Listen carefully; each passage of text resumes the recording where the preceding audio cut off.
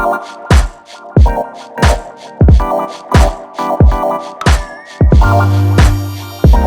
right, so Let's do it. We want to go and welcome everybody back to our next podcast. Hey, everybody. I am Jamila Damiani, your realtor. And I'm Jasmine, interior designer. And welcome to the In Your Space podcast, where we focus on bringing you the real in real estate. And interior design, of course. All right. Now we nailed it that time. Yeah, we did. Took 3 episodes to get there. Hey. What? We're work in progress. Yes, we are. Yes, go easy on us. Yes, we are. All right. So again, welcome back, everybody. We're so excited to be back. Yes. It is still the summertime. Duh. Uh-huh. It is still hot. That's and we're what trying to. said. That's what nature said. Hey, yes, that is exactly what nature said. So, we're keeping it real casual, real light today. Got these bright colors on. Yes. For sweat. For sweat. And so instead of talking about how our week was going, right, Jazz came up with this really great idea. Okay, so disclaimer, I did not come up with this. I'm just kind of appropriating it from something that happened in college. It's a good appropriation. Yes. Okay. Yes, so, we can absolutely do it. We're going to call it the goods. The goods. Okay. And it's essentially, things we're grateful for. What's going on? What's good in your life? So Jamila, you start. What's the good? No, oh my. I'm so grateful. Come on. No, in all honesty, you know what? I miss my kids. Mm-hmm. So just to elaborate on that just a little bit, my babies have been in upstate New York for the last 5 weeks with their grandparents. Sheesh. I know. But lucky you. 5 weeks of sleeping in. No. I forgot who I was talking to. We don't sleep in. I forgot who I was talking to. Go ahead. It's not even in my nature to sleep in. What a waste. You're wasting all your good sleeping in days. I wake up and work. But so I miss my kids like crazy. Mm. And although I'm extremely grateful for this time that they're having with their grandparents, right, it's also put me in a different mindset to the fact that like I'm so grateful when they're with me. Right. So yeah, you miss your little I miss my littles. What is it? Your broke friends? Your little broke friends. Yeah. They're my little broke friends who are looking forward to being little broke performers. Right. Just the FYI. Okay. Because they're ready to perform. Social media. Ready. They get it honestly. Okay. And again, Marco has an Instagram. I know. You told me that. Mm-hmm. So I'm grateful for them. And yeah, they are my goods. I'm missing them. So what about you? What are you grateful for? I'm okay. So after you talk about your kids, I feel like I have to talk about my kids. I'm not going to though, because I'm not going to steal yours. This is not a competition. It's hard not to. It's literally right after you said it. But I'll say I'm grateful for that, obviously. But I'm also grateful for new projects that are unrolling, unveiling, moving forward. Things have been good. Things have been really good. So I'm grateful for that. Yeah. You're grateful for money. I'm not gonna excuse me. I'm grateful for an opportunity to be creative and get paid for it. That's what I'm grateful for. So we need to start a point system, and I got you. One point for me. God. 1 point for me. Yeah. You are going to get on my damn nerves with this bell. Okay. All right. Yeah. So, all right. So now that we've gotten all the things that we're grateful for, Mm-hmm. I want to go and do another segment, right? We're going to have different segments all the time. Yeah, but this is a fun one, right? This is a really fun one. I think everyone's going to be fun. Okay. I hope so. I said it with conviction. Yes. So she's going to have to believe me. Yeah, so I believe in us. I want to do this is very relative to our topic today. Okay. So before we hit the segment, let me tell you about our topic. And so this is really important for me because I'm a realtor, right? Realtor. And this topic is called Home Buyers and Instagram Homes. InstaHome. Yes, I love it. Yes. InstaHomes versus reality homes. Yeah, or just real life, like expectation versus reality. They're not the same. No. And I do feel like this is something that we're being plagued on. But before we get into that, I think this topic, which is really fun, is it's called, what the heck did I call it? Get the look. Get the look. Yeah, get this look. Mm-hmm. Where so Jasmine. Yes. I got to come up with some kind of adjective for you. We got to have a theme song. That's you. So I'm gonna pull up. I'm not ready yet, though. No. Not ready yet. Mhm. But I'm gonna go ahead and pull up. Let me introduce it though.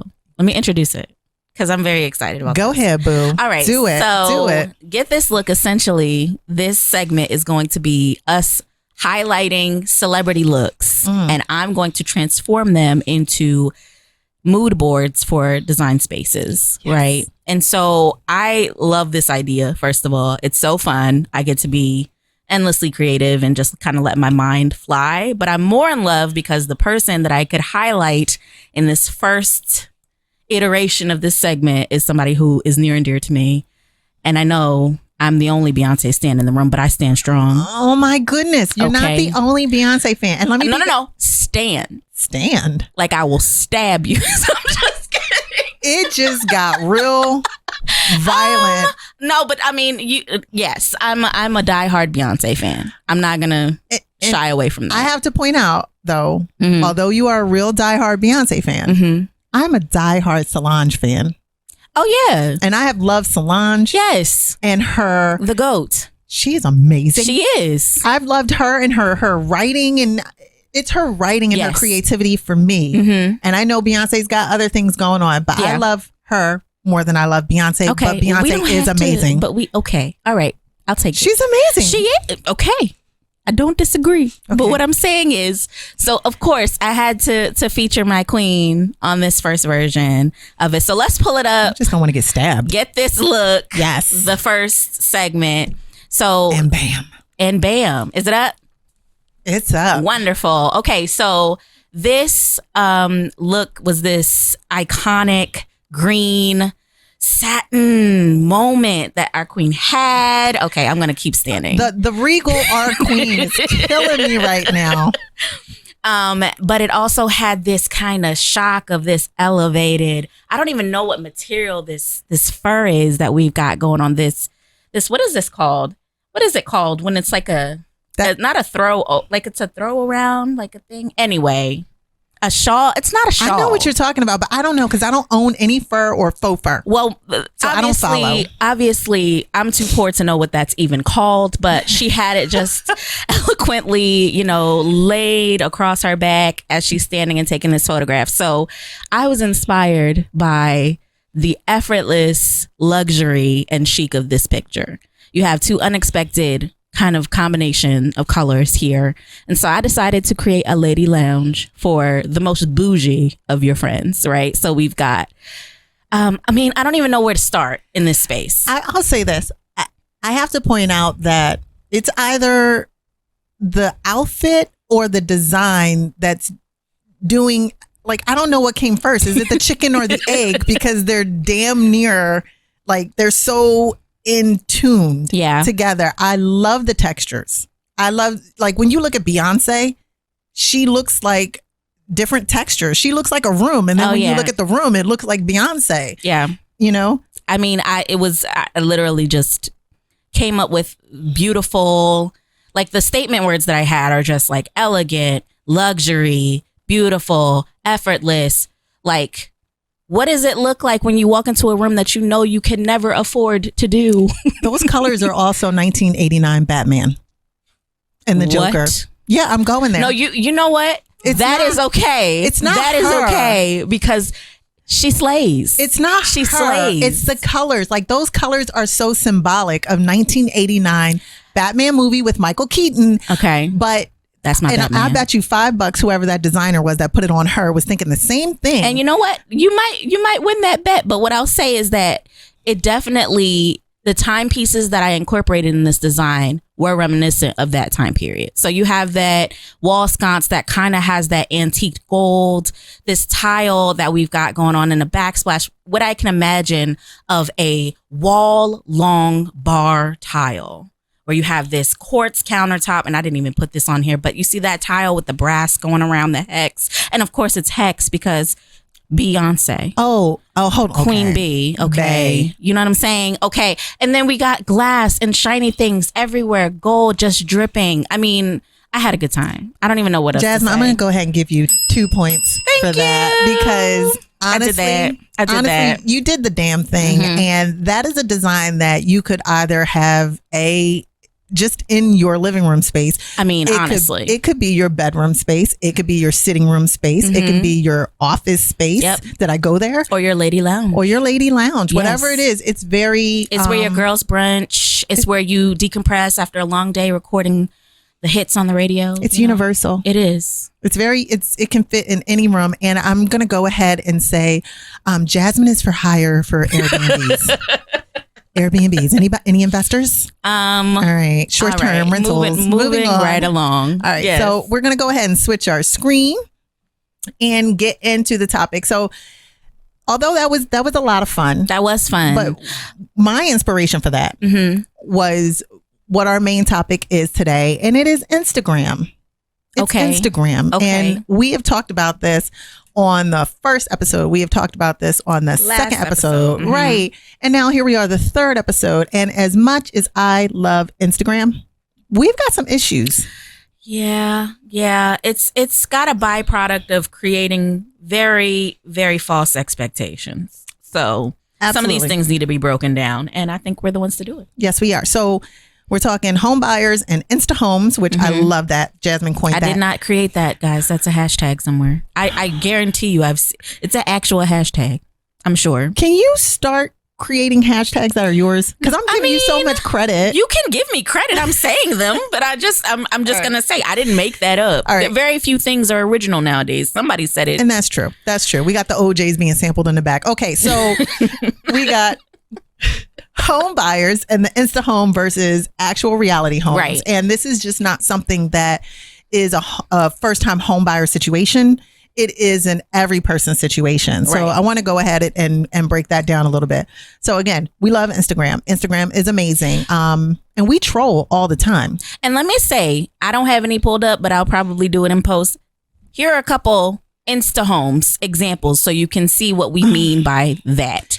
These are homes that look like they are coming straight out of Architectural Digest. These are homes that look like cutting, edge technology. They're gorgeous. They're sleek. All at a very minimal budget, of course. It's accomplishable. Is that a word? Accomplishable? Achievable? Sure. All of those words. Yeah. It's something that is, you can see that anywhere. You're going to see that in the next house you see. I can't say that it's or at least that's what they affordable. Want you that's to what believe. people think. Yeah. That it's extremely affordable. Yeah. But reality is. Exactly. Reality is. So, all right. Now, going backwards a little bit, because we always time hopping around here. And time traveling. And time hopping is not original. Okay. Remember when they had that time hop stamp? Where every photo was like a time. I'm not that old. Anyway, so I'm looking over here for confirmation. I don't think you remember seeing that. So when I pull it up, you'll know. Okay. So, all right. I jumped into real estate in the early 2000s. It wasn't even, okay. Well, when it eventually becomes 2,500, then we can say early 2000s, but whatever. So in the early 2000s still, when I first got my license, it was totally different than today, right? So we're talking about, when was it? Oh my goodness. 2006. Okay. So 2006 to 2011 was when I first had my real estate license. And you know what? Instagram was not a thing. YouTube was just becoming a thing. Right. And again, you guys, I'm not that old. I'm in my prime. But You're doing this to yourself. I did not say nothing. Know I am so dating myself. I'm like, fine wine though. So better with time. Yeah. So when it came down to it, I remember the first day that someone came into my office on our company laptops. And was like, oh my God, check this out. It's YouTube. This is this thing called YouTube. And all the videos on YouTube were skaters. Okay. Right? Doing the skating tricks and falling and busting their ass. Okay. And we know that is not what it is. It's taken on a whole different world. Oh, yeah. Right? So social media in general has taken on a whole different world, and even television. And so with the HGTV and the this and the that or whatever. And now we have today's home buyers, not just first time home buyers, not just this generation's, but even the ones that are coming up behind us. that are planning to buy, they are trolling through Instagram and all the social media, and what they see is what they think their money is going to get them. Yeah. And it is hard. It's hard being a realtor and trying to come across with as much tact as possible and say, so that's not true. Or that's out of budget.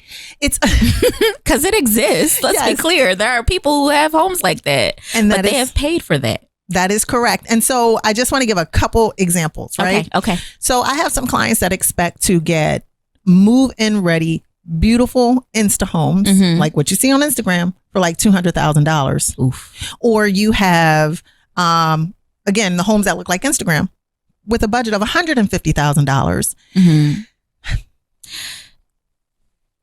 If I had, I just had to sit back for a minute, a bag of money, like is it Scrooge McDuck? I'm really going there. Jesus, Jamila. We don't have no more recent references. What? Scrooge? Who's rich now? Hold on. DuckTales. Woo. Remember that? I do. Anyway, I remember Saturday mornings watching DuckTales. I think that was on Fox. And the fact that you remember these details. I was 6, Jamila. I don't know. And this episode is actually called I'm Not That Old instead of... No, but seriously, you remember there was the duck and he was like swimming in the cash. Yes. That is how having a pre-qualification of $150,000 to $200,000 feels. It's a piece of paper that says you got $200,000 and you can spend that on a house. Yeah. But it's really not that much money. No, it's not. In today's market, today's market especially. It's not that much money. I think even maybe 5 years ago, it was still like, okay, you're pushing it, right? Like that's, you can get a nice little starter home at like 152. And I want to be very clear when I'm not coming at people. Right. I'm not, because I'm going to be clear again. I bought my first home for 90. Ooh. For 90. And again, we're dating ourselves because... No, it was only a few years ago. And let's be clear, I put it all out there already, but my home was a smart buy. I found a foreclosure. I bought it. It was $90,000. We put $72,000 into it with the loan. And it's gorgeous. Thank you. It's very well done. But that also still didn't happen immediately. Right. But even still, with that, you're at 160. I was at 160. Right. But again, I think half the budget was the kitchen.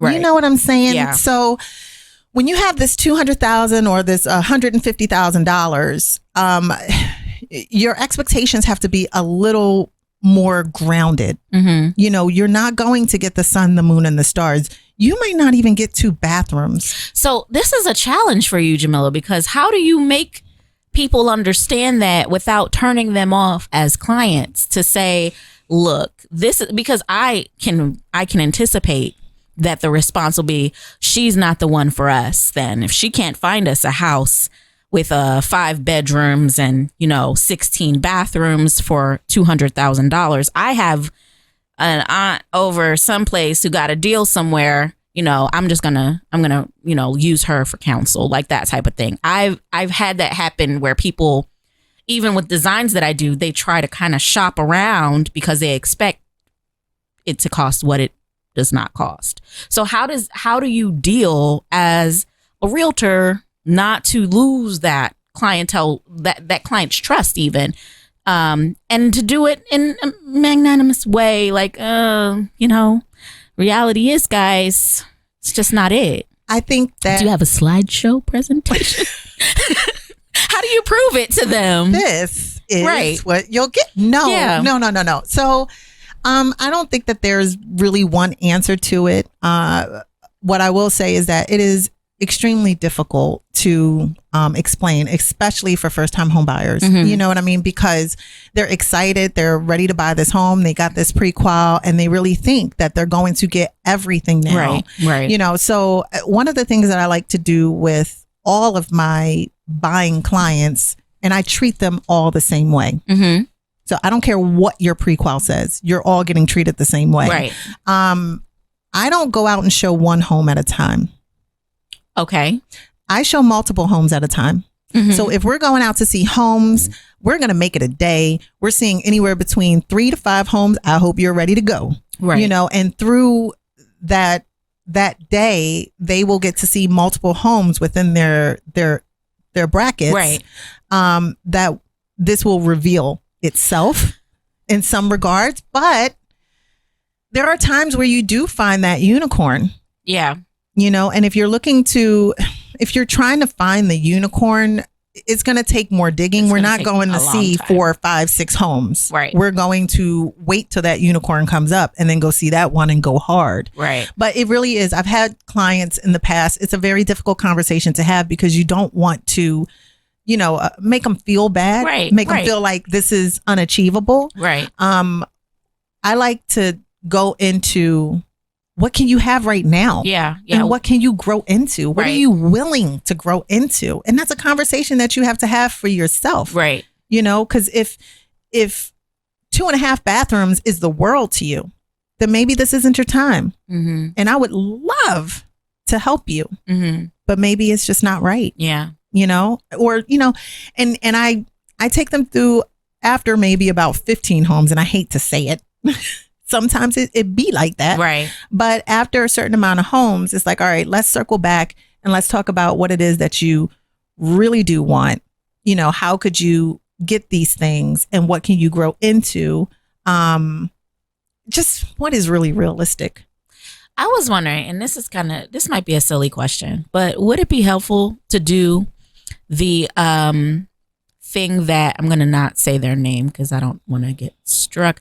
Opportunity Others does, where they take clients to the very, very expensive houses first, and then they're like, this is a $2 million house. Would that be helpful? I mean, honestly, I know that's for TV, but I'm just saying, like, that might be useful. Jasmine is officially at 4 points now. She said Opportunity Others. I'm just saying, like, I do see the value of them doing that because you can't argue with a visible evidence, right? Of like, okay, this house that you're expecting is going to be attainable. This is what it costs in reality, in your face, right? On paper. Is that something that could be? I may have to take a page out of the Opportunity Others. Right? Like, look, out of the Opportunity. I just have to say that again, the Opportunity Others book. But I will say this, like, one of the different things that we could do is always have a contractor go with us to the home to really be able to provide those real details of possibilities. Mm-hmm. Okay, so you really need that second bathroom. Right? You really need that second bathroom. Yeah. How about a professional tell you what it's actually going to cost instead of you Googling it? Mm-hmm. And then if you can't have it right now, maybe that's going to come during your tax check. You never know. Right. Because it doesn't have to be turnkey from that moment. You know what I mean? As soon as you sign the papers, you have the perfect house. Right. But there are things that you can look for to know, okay, there's potential in this house. Like, I can make it into what I want it to be. And then, but then that's the other curse. And I'm not trying to go down to that deep, dark spiral hole, that rabbit hole that you can go into. Okay. Your face is like, and I almost lost track, but your face is like, what? Well, hold on. What was the last thing that you said? I said, it's still, what did I say? There's potential. And there are certain aspects of homes that you can see that there's potential in them. And so there are some things that you can always look for. Thank you. Instant gratification. Okay. That is a curse. Yeah. Right now, in our market and in the generations, it is a curse to think that, oh my goodness. People don't want to wait for things. The reels are responsible for this. Partly. Remember those reels that Instagram go bash number 3. Before. Yeah. After, whatever the case that snap may does be. not happen. Yeah, that's not real life. No, absolutely. There's about 20 snaps in a year. You can snap all day, but if you don't get a hammer out, I get what you're saying. Yeah, it's absolutely how people are being misled. Not even misled, because I think people are smart enough to know it doesn't happen that quickly, but they just don't see the work that goes into making that a reality. And the money that goes into making that a reality and the time, you know what I mean? So again, $200,000 and a bunch of bags, like the duck. It feels like a lot. Yeah. It's really not that though. much. Not in today's market, for sure. No. And in the next 5 years, 300,000 will probably be the golden standard, you know? So it's really difficult. But so I like to go into some tips. Are there any tips that you can help with this instant gratification curse, Jasmine? I can't help with that. That's a bigger problem. I feel like that's a personality thing.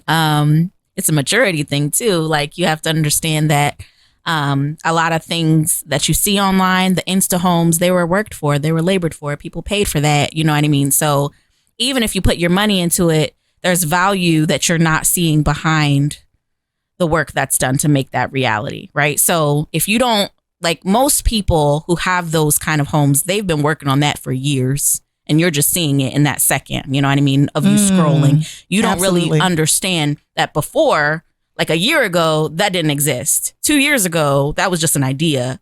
You know what I mean? And so people worked for that. It took a lot to build up to that. And I love the fact that you said that, because you've been to my home because I kidnapped you after episode 1. Yes, she did. And she fed me sushi. It was great. Yes, I did. It was delicious. But so you got to see my home, all of the dirty whatever. All your projects. It was not staged. She has such great style, you guys. You don't even know. It's awesome. I appreciate that. Yeah. I tried. But I remember when I first moved into the neighborhood, and my neighbor across the street from me, I just kept getting down on myself about all of the things that I wanted to do, trying to be in that place already. Right. And what she said to me was, Jamila, it took us like 5 years.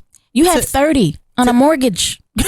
You got all that time to get it perfect. Right. And we don't think about that because, again, we don't stay in a home for 30 years. No, not totally really. different. Not really. So, well, in Italy they do, and I know you guys are. Well, why would you me move? Talking about Italy. We don't got to go into it. But no. So seriously, American culture, the likelihood of you now living in your home for over 5 to 10. Yeah, 5 years. It's kind of unlikely at this point. Yeah.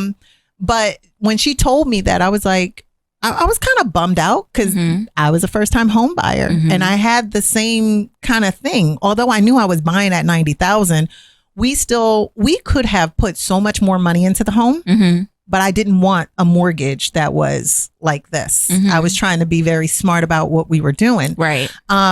But the kitchen that you saw in my home, which is gorgeous. Like, thank you. Like, I mean, the contractors, we picked the stuff out. Like, I told them what I wanted. I showed them a concept. We picked the stuff out together.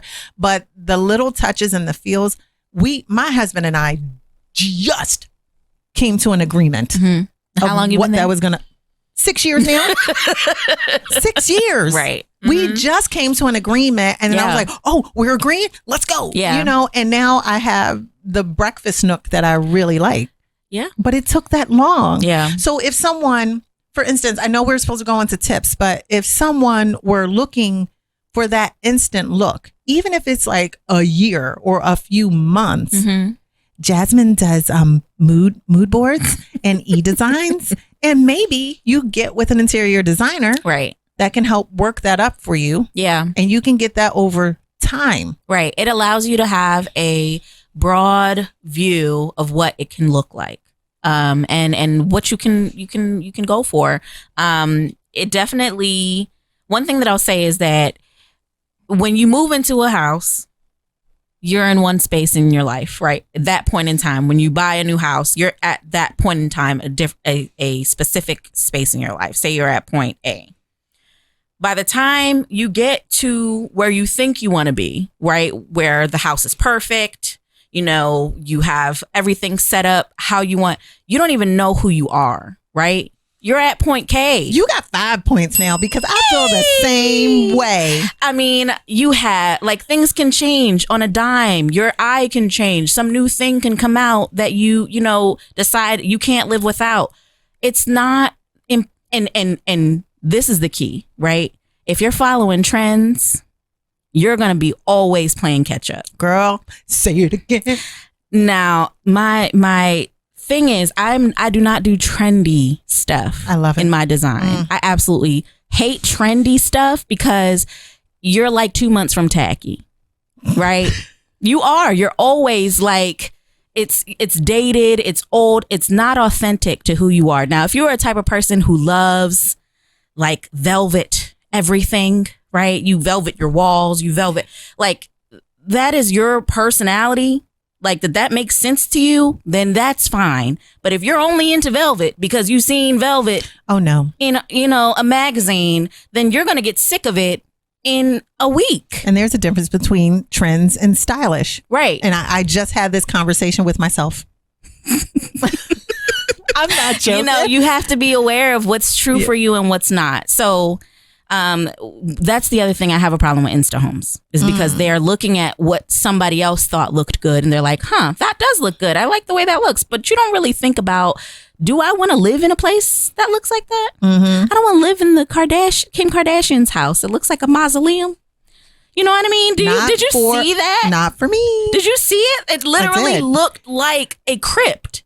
And people were like, this is gorgeous. No. It's a museum. It has to be for you. It has to be for you. And that's for her.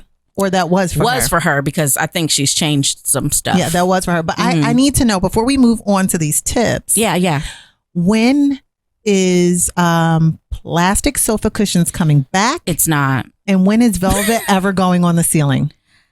Oh. Crystal ball, boo. Crystal ball. Okay, hold on. Plastic. Never again. Are you sure? Never again. Is it going to be a biodegradable plastic? See, this is my thing. Scotch Guard is the new plastic on your cushions. If you really want to protect your cushions, first of all, get a color that makes sense because people was always putting that plastic on white couches. Just don't get a white couch. We are not sponsored by Scotch Guard. Oh, no, we're not. We're not. Guard.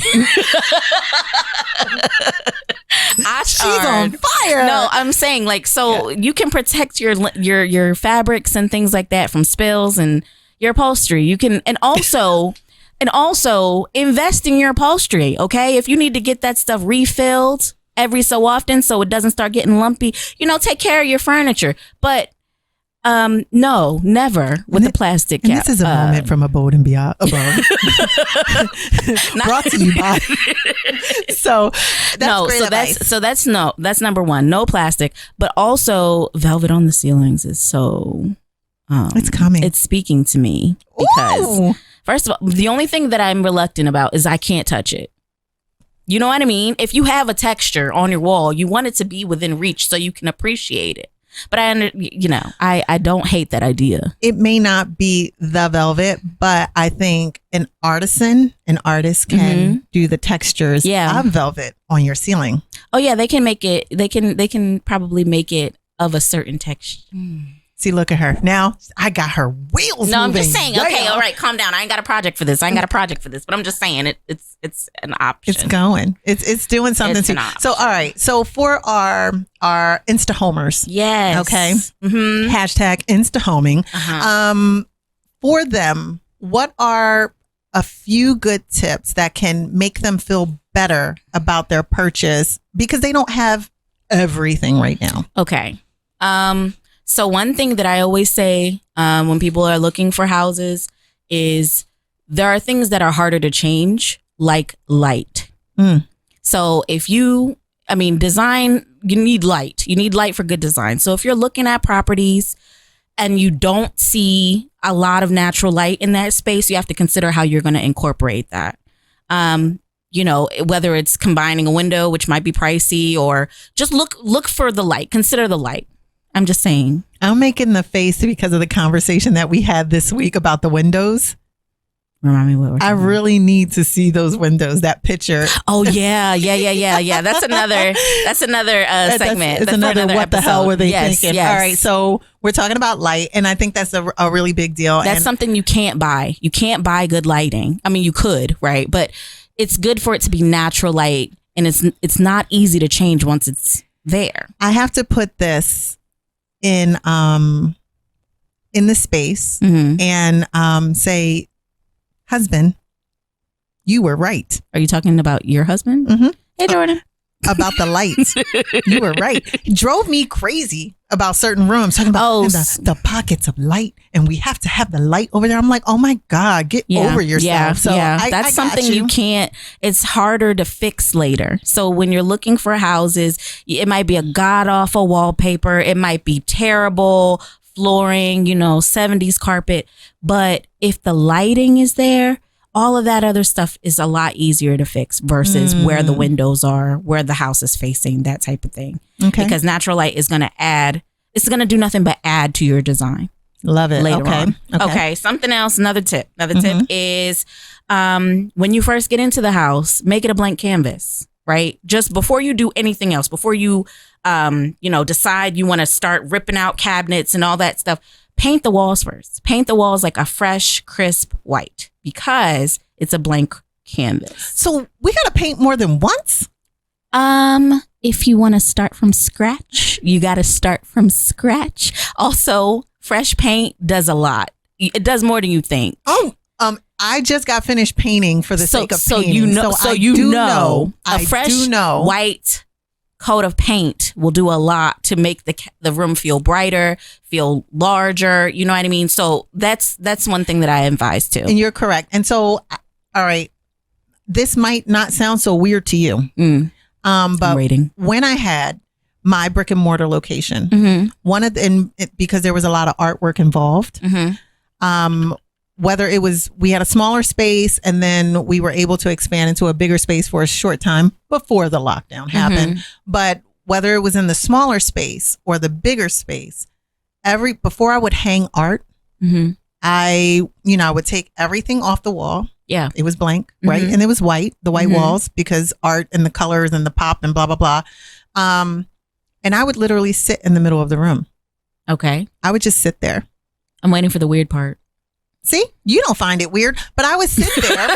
That's what I said. You're not going to find it weird. Be weird. I would sit there and I would think about. How long would you sit there? Were shadows moving? Was it like no? All day long? I mean, it could have been anywhere between 30 minutes to an hour until you're just filling the space out. Yeah, filling the space out and seeing how it felt and what is it going to look like if this picture hung over here and this and I started with one wall, one concept, and then started moving my way around the wall, but it started with a blank canvas. So you got something there. Yeah. Oh, thank you. You're welcome. Yeah. You're welcome. I'll be knowing a little bit of something. Okay. And I think this is pretty important. This can be kind of pricey, but this is pretty important. Okay. Take the damn carpets out. Okay. Remove all. I don't care if the carpet looks new. I don't care if the carpet feels nice and cushy under your feet. It's gross. Okay. So just get new carpet. Take carpet out because it also will add to the overall feel of the space. And also it carries odors. But how do you feel about people who actually replace the carpet? I think that's fine. Like if you're a home seller. Yeah. And you know that your carpets are beat to shit. I'm going to go ahead and just flat out. Your carpets are beat to shit. Yeah. And you're like, okay, well, we don't want them to see this. So we're just going to rip out the carpets and replace them. Well, okay. All right. So this is kind of a question that's kind of relevant, very relevant, because we just sold our house and we, in our living room and like my office area, it was carpeted. It was a main walkway. So it was a lot of traffic. We opted not to change the carpet because I would advise any new person coming into a house to change the carpet. Not incurring the expense on my end because you're already supposed to do it. I know that's right. So we shampooed it. But I know that we had a dog and 2 kids. And so it smelled like our house. I was wondering new carpet, about that. New smells. Give yourself a fresh start. That's what I would say. But also in living areas, if you can afford to, try to get some solid floors instead of carpeting because it just overall looks better. I think so. Yeah. I love wooden floors. You know how I feel about wood in general. So please. I'm just saying. This is third I'm just saying. If I see a home that has carpets, I just want to rip them out because of my personal preference. But I know that some folks do love carpets. And I understand that. And I think that in certain rooms, it makes sense, right? Because it's also about okay, if you have an open space, and a lot of open floor plans is very common now. So if you have carpet, you have some level of insulation against sound and echo and all that stuff. But I'm just talking about overall look. It, certain rooms look better when there's actual hardwood, tile, that kind of thing. And you have an area rug option that you can do to make up for that. That's my opinion. Not for everybody, but like bedrooms, obviously carpet, you know what I mean? If you're going for like a cozy space, sitting room, then obviously carpet would make sense. But for like living areas, your whole first floor, essentially, I would think, if you can afford it. I agree. Yeah, I agree. But I think that is a pricier recommendation. If you can't fix that, just replace the carpet. If you can't fix it you can't change it to hardwood, just replace it. And if you could do it with a neutral color as well, and then throw a nice area rug. Why would it not be neutral? Have you any clue? Please surprise me. What is going on? What are we doing? Listen, some people just have an affinity for colored things. Right. I've seen it. Okay. I've seen red carpets. Okay, so this is no. Okay, I get what you're saying. That's no. Okay, that's a no. Not even just from like terrible idea perspective, but like you're limiting yourself. If you have a colored carpet, right? You have a dark gray carpet or a red carpet or a blue, God forbid, you got a green carpet. You know what I mean? You're limiting yourself to a palette that it doesn't allow you to grow in a different direction. Say 10, 3 years from now. But what if I don't want to grow? All right, well then I can't talk. I just had to try to get to her. I don't know what else I can say. No, I got you. Neutral palette, so you can build on. So that you can grow. Palette. Absolutely, because life happens and you change, and you're not going to be the same person when you start your project when you finish it. I agree with that. So if I want to feel like InstaHome, some immediate InstaHome gratification, paint your walls, paint my walls, get some hardwoods, invest in light. Is there anything else? Call Jasmine. Call me. Get some inspiration. 856. No, it's not even 856. It is 856. Oh, it is? Yeah, 856-223-7460. And there we go. There you go. The plug. Check it out. No, I'm just kidding. Last thing is just to remember that trendy is 2 seconds from tacky. Karl Lagerfeld said that. So please remember the GOAT. Don't follow trends. Be true to yourself. And if that's your style, that's your style. But in more cases than not, everybody doesn't have the same style. So be true to what you like.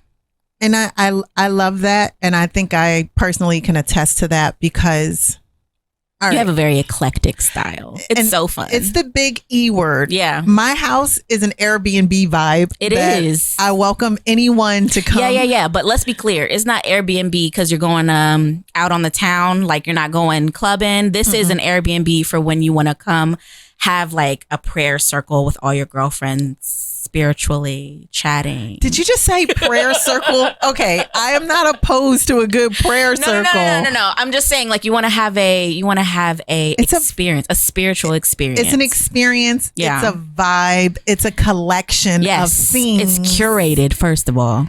It's slightly curated. No. It's curated. Your space is full of stuff that makes you think, where were they when they got this? This is a story. You are correct. That is absolutely what your house says. You're correct. Where were they? Yeah. Where did they get this? Not what the hell were they thinking? No. Because we know exactly what you were thinking. You were thinking, I want something completely different, unexpected, and gorgeous over.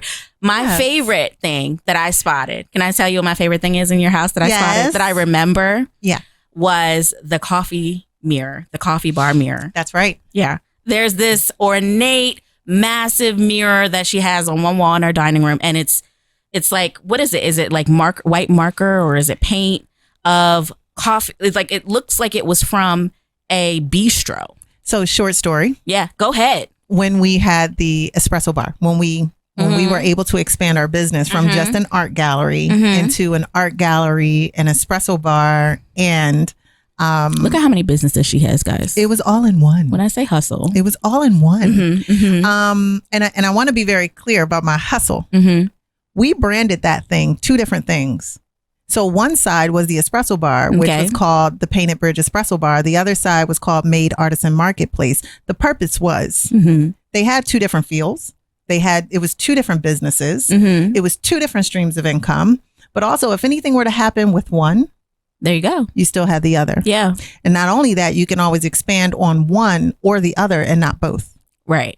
Okay. Hustle. So, point for me, since Jasmine's not giving me any points today.